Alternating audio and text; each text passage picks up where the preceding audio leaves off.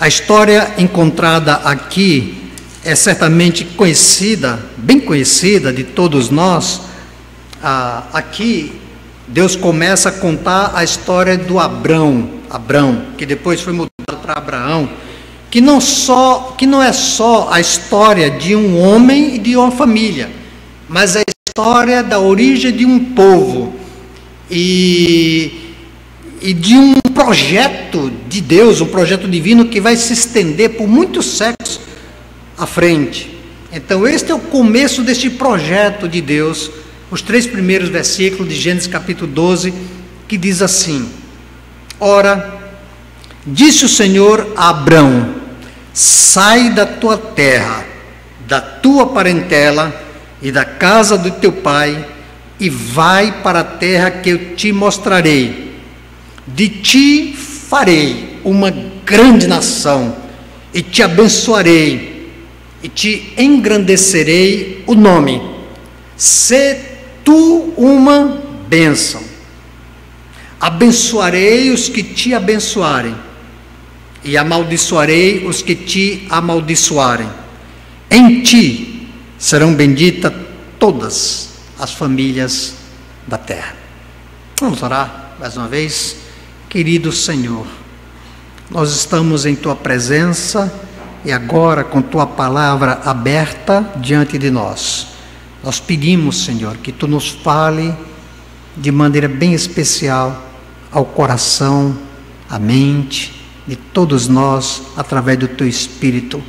Que esse Espírito maravilhoso, que é o único que pode perfeitamente interpretar e aplicar a Tua palavra na nossa vida, que Ele nos fale, em nome de Jesus.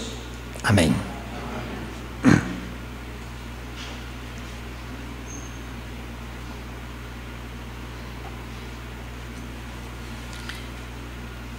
Uma das coisas que, assim, mais me fascina na palavra de Deus é o modo como as Escrituras nos falam, de forma bem pessoal. É fascinante percebermos a atualidade das Escrituras. Se nós não tivéssemos nenhum outro motivo, nenhuma outra razão para acreditarmos que a Bíblia é um livro de autoria divina, e nós temos muitos motivos e muitas razões para isso, este talvez seria assim o que melhor nos desse razões suficientes para entender isso, a atualidade das Escrituras. Eu sei, irmãos, que muitos de nós já passamos por essa experiência. Em determinado momento da nossa vida, em determinadas circunstâncias, abrimos a palavra de Deus, encontramos um texto que nos fala de modo tão direto, tão claro, tão atual, que a impressão que nós temos em primeiro momento é que esse texto acabou de ser escrito. Parece que foi escrito hoje, à tarde, para nós. Parece que foi escrito exatamente para essa circunstância e essa situação que estamos vivendo. Às vezes você está naquela angústia, não consegue conciliar o sono, a insônia o perturba porque as preocupações são tantas, e de repente você abre o livro dos Salmos e encontra Deus falando, encontra esta afirmação: em paz me deito e logo pego no sono, porque só Tu, Senhor, me fazes repousar seguro. Então você se coloca diante de Deus e repousa tranquilamente. Ou então, momento em que você está carregado de preocupações, de ansiedade, de inquietações, de medo do futuro, medo do amanhã. Isso tira totalmente a sua paz. E você abre a palavra de Deus na segunda carta de Pedro, capítulo 5, versículo 7, e você encontra estas palavras: lançando sobre ele toda a vossa ansiedade, porque ele tem cuidado de vós.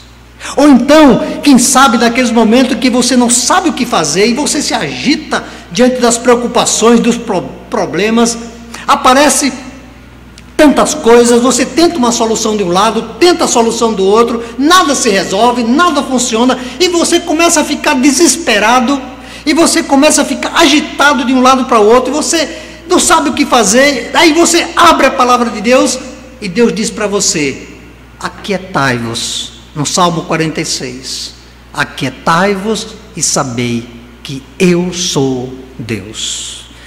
Irmãos, como é extraordinário o modo como a palavra de Deus fala ao nosso coração. Como é maravilhoso o modo como a palavra de Deus nos instrui para a vida, nos ensina a viver. É por isso que quando vamos aqui, a palavra de Deus, a Bíblia Sagrada, nós não vamos apenas em busca de informações, isso é muito pouco. Nós não vamos apenas em busca de conhecimento, esse não é o propósito de Deus. Aquilo que está revelado aqui nas Escrituras e chega até nós, tem um propósito claro, direto e prático para a nossa vida. É por isso que quando lemos as histórias dos personagens da Bíblia, aqui do Antigo Testamento, nós não vamos encontrar apenas narrativas, nós não vamos encontrar apenas conhecimento de histórias, nós vamos encontrar mensagens vivas que nos fala clara, direta e de forma atual à nossa vida, ao nosso coração. É o que acontece, por exemplo, aqui nessa história, a história de Abrão, que depois recebe o nome de Abraão, cuja história nos ensina muito. Eu queria hoje à noite, juntamente com vocês, destacar algumas lições dessa história. Algumas delas são muito claras nesse texto que acabamos de ler. Outras são reforçadas por outros episódios da própria vida do Abraão, ou do Abrão. Mas Deus chama um homem, Deus fala com ele, e o seu nome é Abrão. Depois Deus mudou o nome dele, e traz um desafio para ele. Deus diz assim para ele: olhe, você vai sair da sua terra, desse lugar, vai se afastar dos seus parentes, da sua parentela, e vai se levantar e sair desse lugar onde você está bem instalado, bem acomodado, e você vai para uma terra, uma outra terra, que eu vou te mostrar.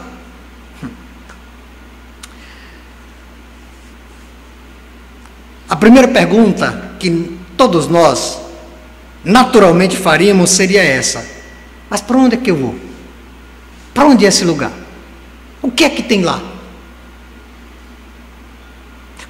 O que é que eu vou encontrar lá? Quais são as condições? Eu preciso dar uma checada aqui no Google, né, para ver as características desse lugar, a geografia, ver a qualidade de vida, como é que é a área de segurança, da saúde. Aí Deus diz para ele: não, você vai sair, e eu quero que você decida ir antes de saber para onde você vai. Esquisito isso, né? Sabe, irmãos, a história de Abraão nos ensina algumas lições preciosas, e a primeira delas é a lição da confiança. A decisão de Abrão de sair da sua terra não estava baseada nas informações que ele tinha sobre o lugar para onde ele ia, mas a sua decisão estava baseada no autor da proposta. É quando você toma uma decisão baseado em quem fez a proposta, independente de que proposta é. É quando você confia ao ponto de aceitar a proposta e o projeto que é apresentado para você, porque sua segurança se baseia não no que lhe é proposto, mas em quem lhe propõe. Sabe, irmãos, a palavra de Deus nos fala muito sobre essa necessidade que nós temos de confiar em Deus. Confiar ao ponto de depender plenamente dEle. confiar ao ponto de compreender que o projeto dele para a minha vida e para a sua vida é e será sempre o melhor. É interessante a gente percebermos na história do povo de Deus, nós temos exemplos de grandes vitórias experimentadas por este povo. Deus fez coisa fascinante, fora de série, no meio deles, como faz no nosso meio também, aqui no nosso meio. Mas há alguns momentos nas histórias no qual Deus faz desafios interessantes. Ele propõe que as pessoas caminhem e avancem, sem saber o que vai dar no final. Ele propõe as pessoas para darem um passo em direção àquilo que ele tem para a sua vida, sem saber os detalhes da proposta. Porque agrada a Deus, é vontade dele que seu povo aprenda a andar por fé. E fé é a certeza das coisas que não se espera. É a convicção de fatos que se não veem. É a segurança de algo que ainda está sendo experimentado por nós. Vocês se lembram do povo de Israel quando atravessou o Rio Jordão? Vocês lembram que quando eles estavam ali, as águas assim abriram, pararam, e eles passaram ali pelo rio? Há um detalhe interessante nessa história, não sei se você percebeu, é que Deus manda que os sacerdotes entrem na água antes da água parar, antes da água se abrir. Só depois que os sacerdotes pisam no rio, pisam na água, é que o rio se abriu, o Rio Jordão. Meus irmãos, há coisa em nossa vida que Deus só fará quando dermos um passo de fé. Só fará quando nós agirmos em direção àquilo que Ele nos propõe. É interessante, existe um episódio vivido pelo rei Josafá e o seu povo, quando ele prepara o seu exército para uma guerra. Ele está preocupado porque uma grande combinação de exércitos se levantam, está marchando contra ele, e ele chega mesmo a orar a Deus, dizendo: Deus, nós não temos condição nenhuma de vencer esse exército, nós não sabemos o que fazer, não sabemos nem para onde ir. Mas ele, nessa oração, ele diz: mas Senhor, os nossos olhos estão postos em Ti.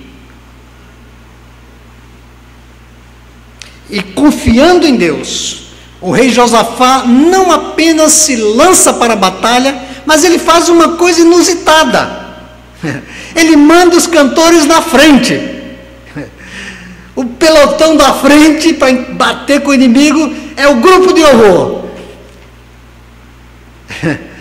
É bem perigoso. Pastor Júnior, pessoal da música, são os primeiros que batem em frente com o inimigo. Acho que é por isso que eu não sou regente, né? Não queria correr esse risco. Mas, irmãos, o desafio colocado por Deus é este: confiar no Senhor, confiar em Deus. Vocês lembram quando o povo de Deus estava diante do Mar Vermelho? Fica imaginando a angústia de Moisés, sem saber o que fazer. O mar diante deles, em volta o deserto, o exército do faraó vindo por trás com tudo. Ele começa a orar e Deus dá um recado para ele. Deus diz: por que clamas a mim? Dize aos filhos de Israel que marchem. Marchar para onde? Marchar como? Marchar de que jeito? O que nós temos aqui na frente é o mar. Irmãos, a obra de Deus em nossa vida está cheia de situações em que o que nos impulsiona a mover é somente a confiança em Deus. não as circunstâncias, não aquilo que vemos. Somos desafiados a nos mover por aquilo que nós não vemos. E essa história de Abraão nos mostra que a sua segurança estava não nas circunstâncias, porque se fosse assim, ele jamais sairia daquele lugar. A sua segurança não estava nas coisas que ele tinha, não estava, mas estava em Deus, porque senão ele não deixaria tudo para trás. E porque a sua segurança estava baseada em Deus, ele podia deixar tudo quanto tinha e partir para aquele lugar que Deus ainda iria lhe mostrar. Confiança em Deus. Mas essa história nos traz uma segunda lição, que é o outro lado da moeda. O outro lado da confiança é a obediência. Porque quando a gente confia, a gente obedece. É a confiança que nos leva a agir. Olha, irmãos, o que levou Abraão a obedecer e sair daquela terra foi justamente a sua confiança em Deus. A sua decisão de obedecer não estava baseado na análise daquilo que lhe estava sendo pedido, mas a sua decisão de confiar e de obedecer estava baseado totalmente na pessoa que lhe pediu. O fato é, eu não obedeço porque eu acho a proposta interessante, mas eu obedeço porque quem fez a proposta é digno de toda confiança. Nós precisamos entender, irmãos, que muitas vezes falta em nossa vida essa confiança em Deus, essa confiança que nos torna capazes de descansar nele. O fato é que nem sempre nós nos comportamos como alguém que confia verdadeiramente em Deus. Nós preferimos ter a segurança dos nossos próprios bens, nós preferimos ter a segurança dos nossos próprios projetos, nós preferimos, e muitas vezes nós nos agarramos à nossa própria vontade, nós fazemos as nossas próprias escolhas baseadas em nossa própria análise, e nós não temos a coragem para seguir o projeto de Deus. É interessante, há duas coisas que a palavra de Deus nos fala sobre a sua vontade.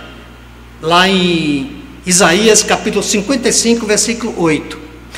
Quando ele diz lá, Deus diz, porque os meus pensamentos não são os vossos pensamentos, nem os meus caminhos, os vossos caminhos, diz o Senhor. E a primeira coisa que esse texto me ensina é que o projeto de Deus para a minha vida pode ser diferente do meu. O plano e a vontade de Deus para a minha vida pode ser totalmente diferente da minha vontade. Mas a segunda coisa, esse verso me ensina uma segunda coisa, porque no verso seguinte ele diz, porque assim como os céus estão mais altos do que a terra, assim os meus pensamentos mais altos do que os vossos pensamentos, e os meus caminhos mais altos do que os vossos caminhos. E essa segunda coisa que esse texto me ensina é que os projetos de Deus para a minha vida sempre serão superiores aos meus. Os projetos de Deus para a minha vida sempre serão melhores do que o meu. Eu não preciso, irmãos, somente entender que eles são diferentes, mas eu preciso entender que eles são melhores. O que Deus tem para mim é o melhor que Ele tem. Eu tenho um Deus que me ama mais do que eu amo a mim mesmo. Eu tenho um Deus que me conhece, eu tenho um Deus que conhece o meu interior, eu tenho um Deus que conhece o amanhã, eu tenho um Deus que conhece tudo, eu tenho um Deus que conhece o íntimo da minha alma. Eu tenho um Deus que, baseado em tudo isso, estabelece planos, estabelece projeto para a minha vida, os quais não tem erro. Enquanto os meus próprios projetos estão crivados de erros, de enganos, de expectativas frustradas, de planos que nunca vão se realizar. É por isso que Paulo, nós vimos ontem sobre ele, Paulo diz lá em Romanos, no capítulo 12, versículo 1, que a vontade de Deus é boa, perfeita e agradável. Tão diferente da minha própria vontade, que nem sempre é boa, nem sempre é agradável, mas com certeza será sempre imperfeita. Deus queria mostrar para Abraão a lição da confiança, mas Ele ensina também a lição da obediência. Quando eu confio, eu obedeço.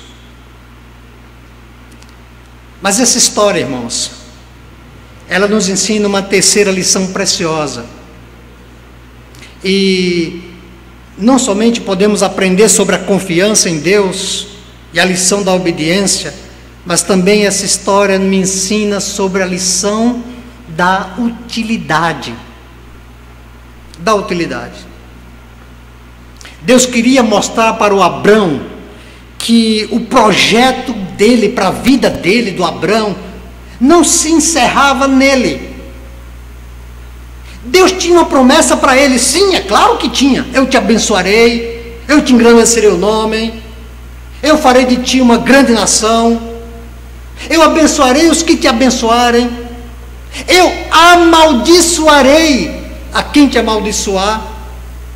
Mas o projeto de Deus para Abraão era para que ele fosse uma bênção. Se tu uma bênção. Meus irmãos, inclusive lá adiante, mas está mais claro ainda, quando Deus diz: em ti serão benditas todas as famílias da terra. Entendam isso. O projeto de Deus para Abraão não era para abençoar Abraão, ponto final. Mas tudo quanto Deus daria para Abraão seria instrumento para algo maior. O projeto de Deus para Abraão incluía a vinda de Isaque, e depois Jacó, e depois os descendentes, os filhos de Israel, que formariam as tribos, e depois o surgimento da nação que iria vir daquele povo lá, a nação sobre a qual Deus enviaria seu Filho, Jesus Cristo, o Redentor prometido, o Salvador, que viria através deste povo, para nos resgatar, para nos salvar da maldição eterna. Entenda, o projeto de Deus incluía tudo isto. O projeto de Deus incluía a mim, incluía a você. Em ti serão benditas todas as famílias da terra. Meus irmãos, é óbvio que Abraão jamais entenderia isso. Ele jamais conseguiria alcançar isso. Ele jamais poderia imaginar isso. Mas era primordial que ele entendesse. E Deus diz para ele que o projeto de Deus para a vida dele não se encerrava nele. Eu preciso entender que os planos de Deus para mim não se encerram em mim. A minha vida, o meu relacionamento com Deus não deve ter como meta receber as bênçãos de Deus, as bênçãos de Deus, e o resto que se dane. Eu tenho que entender que o projeto de Deus para mim é que eu seja um instrumento nas mãos de Deus para abençoar outros. Mas Ele vai me abençoar? É claro que vai. Mas eu tenho que entender que as bênçãos de Deus na minha vida são apenas canais, são apenas instrumentos, são apenas meios que Deus está usando para alcançar outros. Meus irmãos, quando a minha visão egoísta me coloca apenas como um receptáculo das bênçãos de Deus, o projeto de Deus na minha vida não se realiza. Fique certo disso. É por isso que Tiago chega a dizer na sua carta que nós pedimos e não recebemos as bênçãos, porque pedimos mal para gastarmos em nossos próprios deleites. Se eu não entender que as bênçãos que Deus me dá são apenas meios para abençoar outros, Deus vai parar de me abençoar. Ele vai parar. Deus não tem nenhum interesse em me abençoar para que eu guarde as suas bênçãos comigo. Não, eu preciso entender que o que Deus quer da minha vida é que eu seja um canal, seja um meio, um instrumento para abençoar outros, para que outros sejam abençoados através da minha vida, para que outros sejam beneficiados através da minha vida, através daquilo que Deus tem colocado na minha vida. Eu preciso entender que a razão da existência da minha vida tem que ter como um mote, como objetivo, ser uma bênção na vida dos outros. O propósito de Deus em minha vida se cumpre quando eu edifico, quando eu restauro, quando eu sou gracioso, quando eu divido, quando eu trago paz ao ambiente onde eu estou vivendo, quando eu trago harmonia,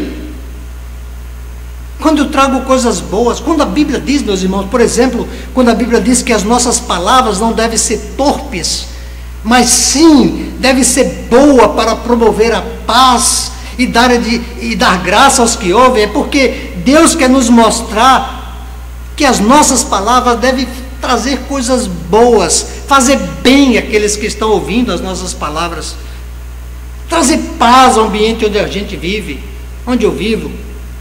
A vontade de Deus é que eu seja uma bênção para este mundo, é que você seja uma bênção que precisa deixar sua contribuição, você precisa deixar a sua marca, o seu legado.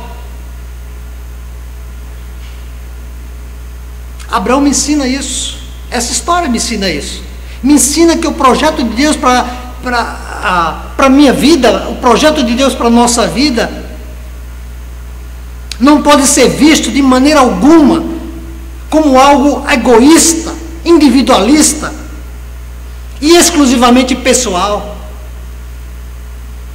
O que confere, irmãos, escute isso, o que confere valor e significado à nossa vida é ser um instrumento nas mãos de Deus para abençoar outros. E é nesse processo de abençoar outros é que nossa vida se amplia, se multiplica e se projeta. Então os nossos filhos e os filhos dos nossos filhos e outros que virão também serão abençoados através da nossa vida.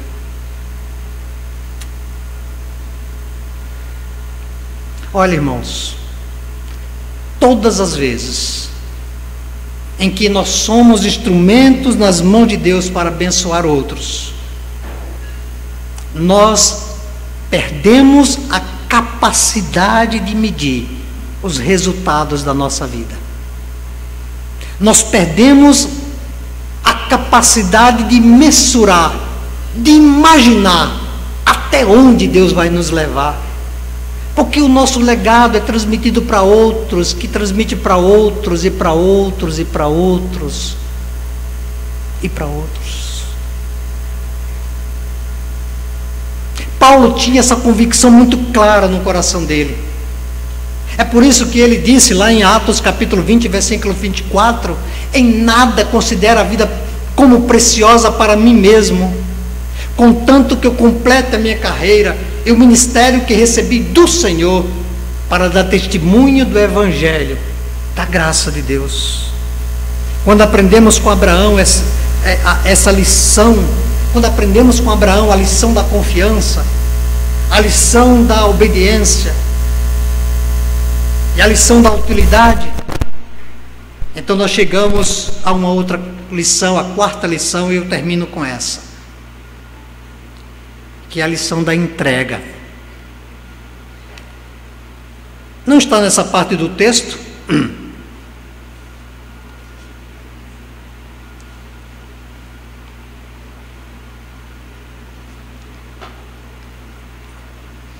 Mas nós conhecemos a história, né?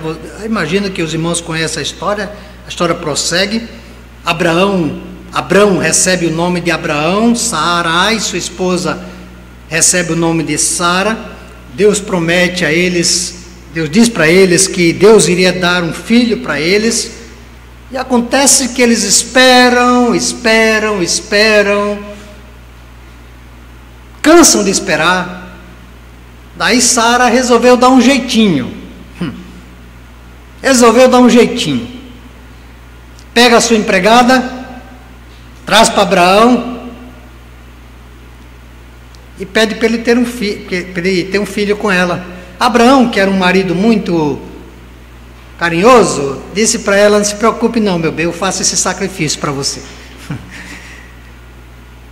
Deus não gostou daquilo, porque não era para dar jeitinho nenhum.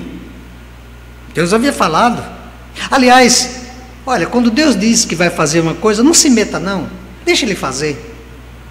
Não tente mexer não, porque não vai dar certo.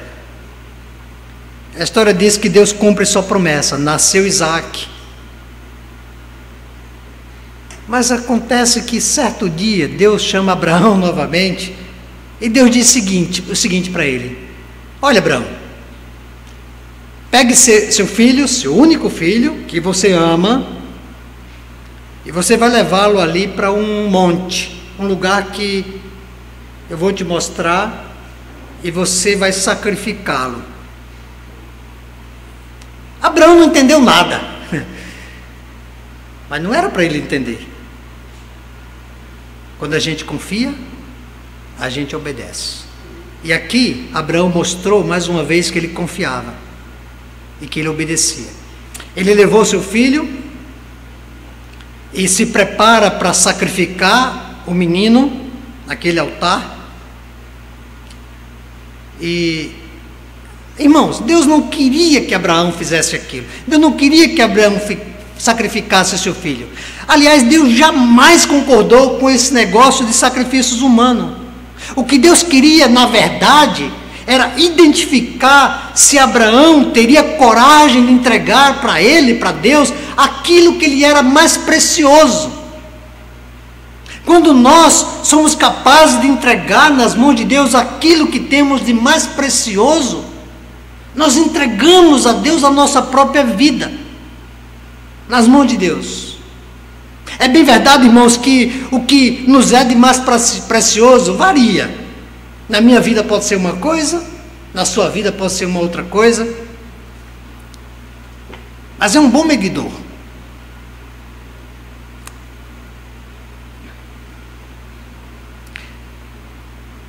No Sermão do Monte, Jesus disse uma coisa interessante.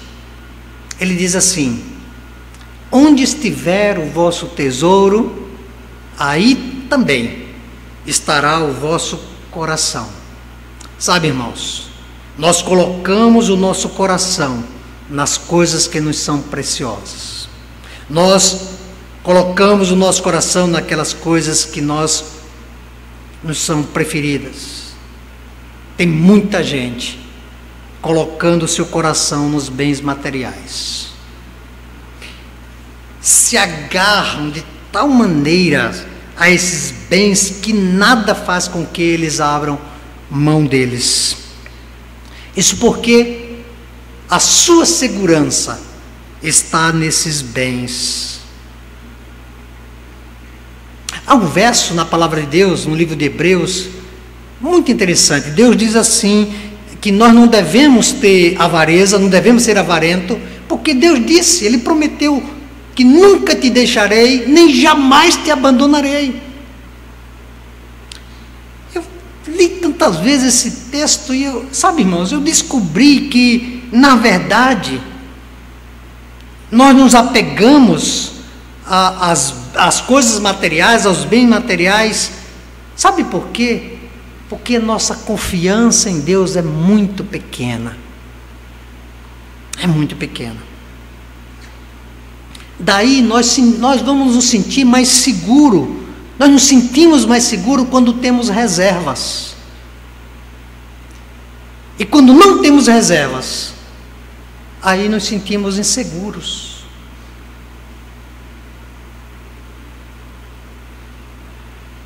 Porque a nossa segurança não está em Deus, está na conta bancária, está no bolso.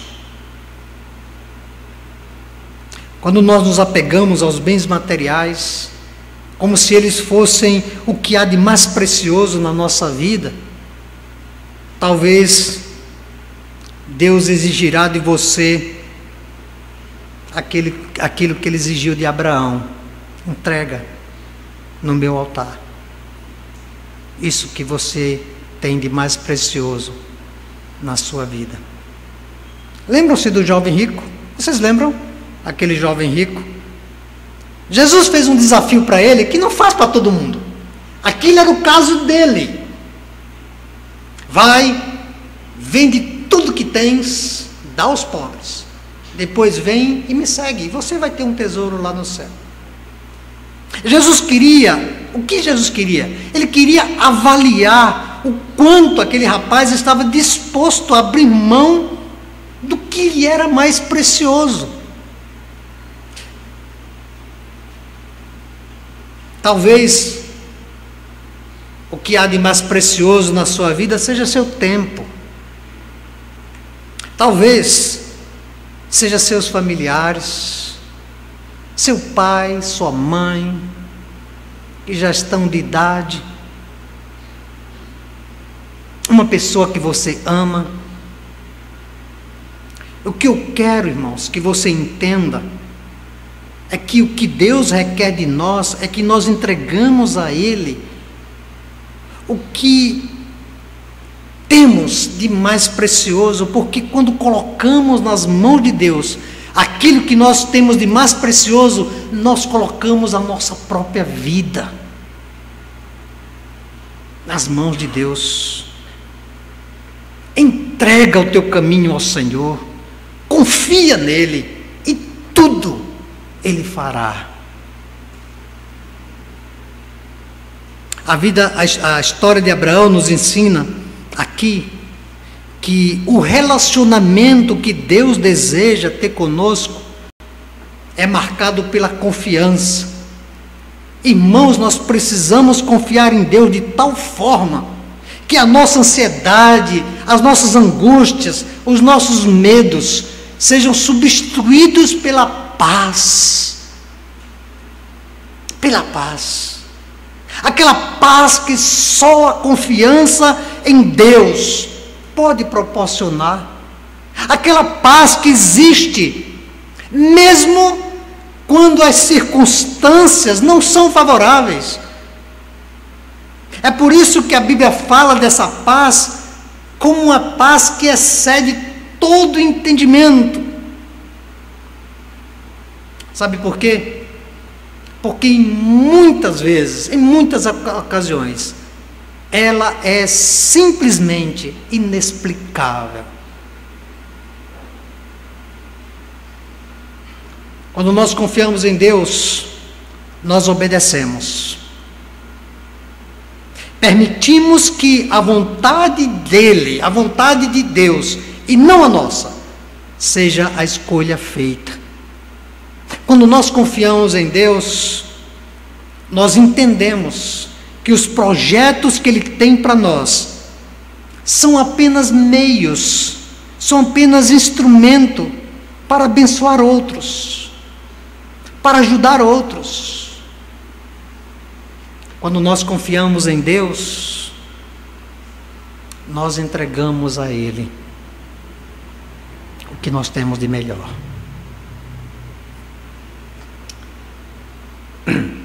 Eu queria agora que você focasse num projeto, um projeto que Deus tem para você. Eu tenho certeza que Deus tem esse projeto para você, porque Deus tem para todos nós. Apesar de Deus ter planos assim especial e peculiar para cada um de nós, mas esse projeto que eu vou falar agora é universal. É um projeto que Deus tem para todo aquele que é crente em Jesus. E esse projeto é o que está escrito em 1 Pedro capítulo 2, 9. Vós sois sacerdócio real, vós sois nação santa, povo de propriedade exclusiva de Deus. Para quê? A fim de proclamardes as virtudes daquele que vos chamou das trevas para a sua maravilhosa luz. Irmãos, eu quero que você entenda que Deus tem um projeto para a sua vida. E esse projeto é para que você seja um instrumento nas mãos de Deus, para que outras pessoas conheçam a Cristo. Que você seja um instrumento nas mãos de Deus para que outros conheçam a esperança que há em Jesus, a salvação que há em Jesus, o perdão dos pecados que há em Cristo Jesus. Deus quer usar a sua vida para isso. Quem são essas pessoas? Eu não sei. Eu não sei. Talvez alguém lá de dentro da sua própria casa, na sua própria família, um vizinho, talvez um colega de profissão,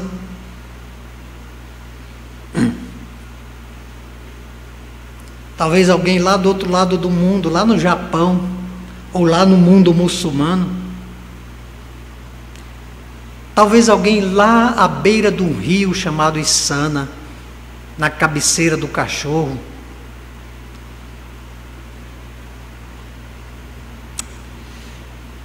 Você pode ser um instrumento nas mãos de Deus para que alguém conheça Jesus. Mas isto só irá acontecer quando você se dispuser a confiar em Deus e entregar a Ele aquilo que Ele está exigindo de você.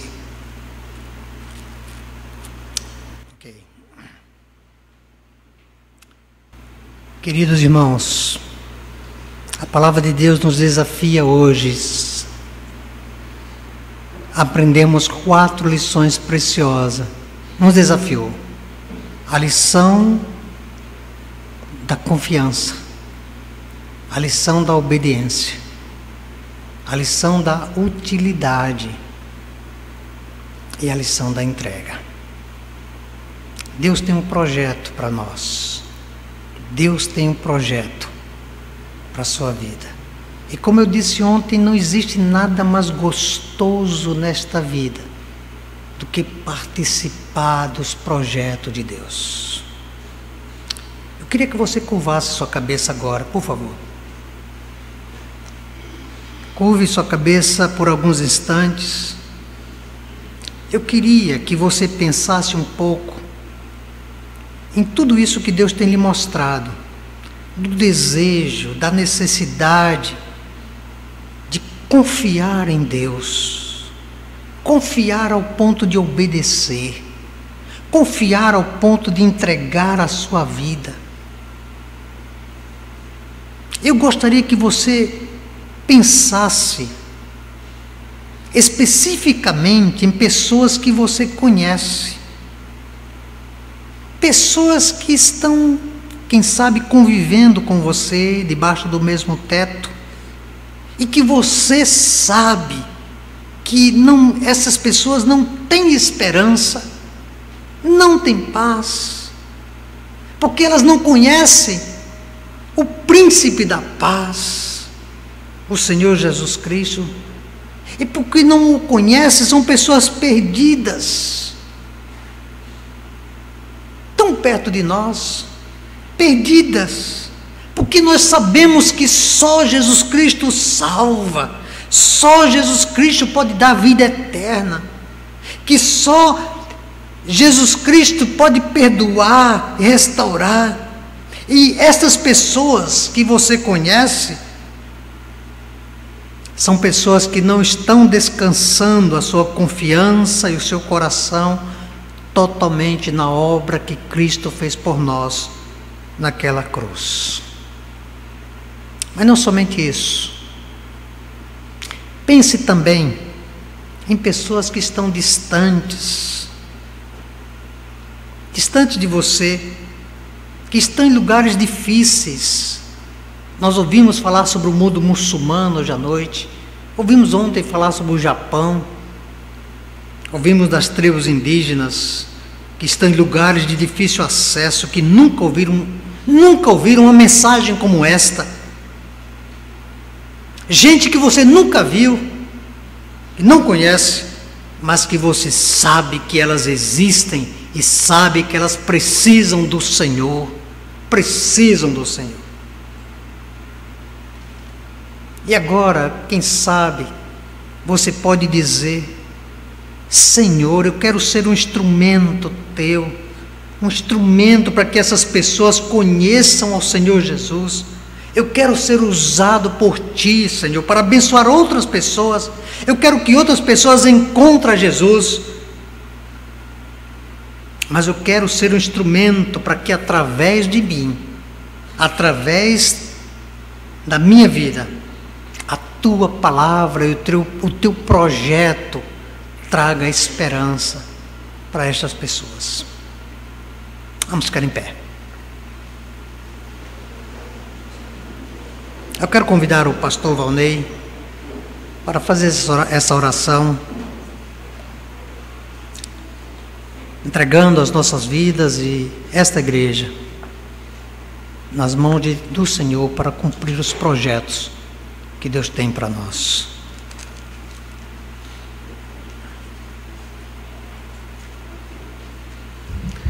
Vamos orar. Pai amado, te louvamos pela tua graça, misericórdia, pela bênção que o Senhor nos dá de fazermos parte de tão grande comissão, de levar o teu evangelho aos perdidos. E nós, como tua igreja, Senhor Deus, te pedimos que o Senhor nos ajude, que o Senhor nos dê força, que o Senhor capacite a todos nós, como o corpo de Cristo, como a tua noiva, a estarmos levando, ó Pai, o teu evangelho aos perdidos, aqueles da nossa casa, da nossa família, os que estão do nosso lado, os nossos vizinhos, amigos do trabalho, da escola e até aqueles mais distantes, Senhor Deus.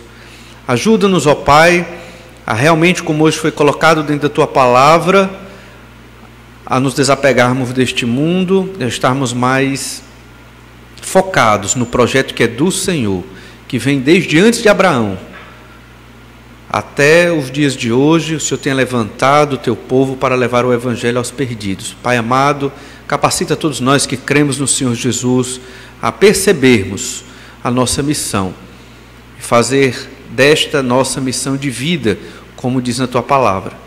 Ajuda-nos e guarda-nos, ó Pai do mal, e capacita-nos para não desviarmos do nosso foco e assim brilharmos como luz no meio das trevas. Pedimos essa bênção, Senhor Deus, no nome do Senhor Jesus. Amém.